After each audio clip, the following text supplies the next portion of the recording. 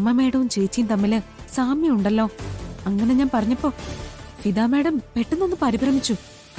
ആ പറയാൻ അവർക്ക് വാക്കുകൾ കിട്ടാതായതുപോലെ. പിന്നെ എന്തൊക്കെയോ പറഞ്ഞ് അവർ എന്റെ മുന്നിൽ നിന്ന് രക്ഷപ്പെടാൻ ശ്രമിക്കായിരുന്നു. നമ്മുടെ സംശയം ശരിയാണെന്ന മുത്തശ്ശി തോന്നുന്നു. ഞാനും ഇത്രയും നേരം അത് തന്നെയാ മോളെ ആലോചിച്ചോണ്ടിരുന്നേ. ഗായിക ശ്യാമയാണ് അവളെ പ്രസവിച്ചതെന്ന് പറഞ്ഞ നിന്റെ അച്ഛനും അമ്മയും സന്തോഷത്തോടെ രാധികയെ ശ്യാമയ്ക്ക് തിരിച്ചു കൊടുക്കും. ഇത്രയും പ്രശസ്തയായ ഒരു പെണ്ണ് വർഷങ്ങൾക്ക് ശേഷം സ്വന്തം മകളെ കണ്ടെത്തിയെന്ന് പറയുമ്പോ ഈ പത്രക്കാരും ചാനലുകാരും ഒക്കെ അതിനെക്കുറിച്ച് മാത്രമാവും എഴുതുകയും പറയുകയും ഒക്കെ ചെയ്യുക. നീ കണ്ടിട്ടില്ലേ, 1-2 ദിവസങ്ങൾ കൊണ്ടാ ആൾക്കാരിപ്പം ലോകത്തിലെ ഏറ്റവും മികച്ചവരെ പോലെയായി മാറുന്നത്.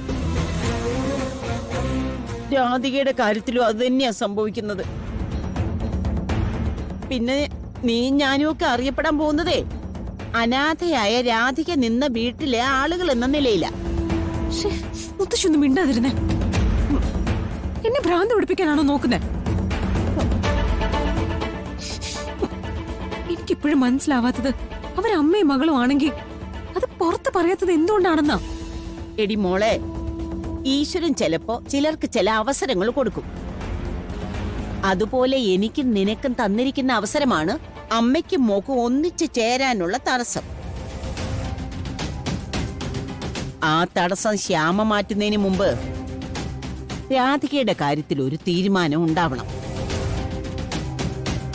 വീട്ടിലുള്ളവരും നാട്ടിലുള്ളവരും അവളെ വെറുക്കണം. പറ്റിയ ഈ നാട് വിട്ടു തന്നെ ആരും അറിയാത്തടത്തേക്ക് അവള് പോണം. അത് കഴിഞ്ഞ് അവളുടെ തള്ള അവളെ കണ്ടെത്തുകയോ കൂടെ നിർത്തുകയോ എന്താന്ന് വെച്ചാ ചെയ്തോട്ടെ. മുത്തശ്ശി, ചേച്ചി എന്നേക്കാൾ മികച്ചവളായ പിന്നെ ഞാൻ ജീവിച്ചിരിക്കില്ല. ഇപ്പൊ ഞാൻ പറഞ്ഞത് സത്യോ? എടി, എല്ലാത്തിനും ഒരു വഴി ഞാൻ ആലോചിക്കട്ടെ മോളെ. ഒരു വഴി നമ്മുടെ മുമ്പിൽ തുറന്ന് കിട്ടും.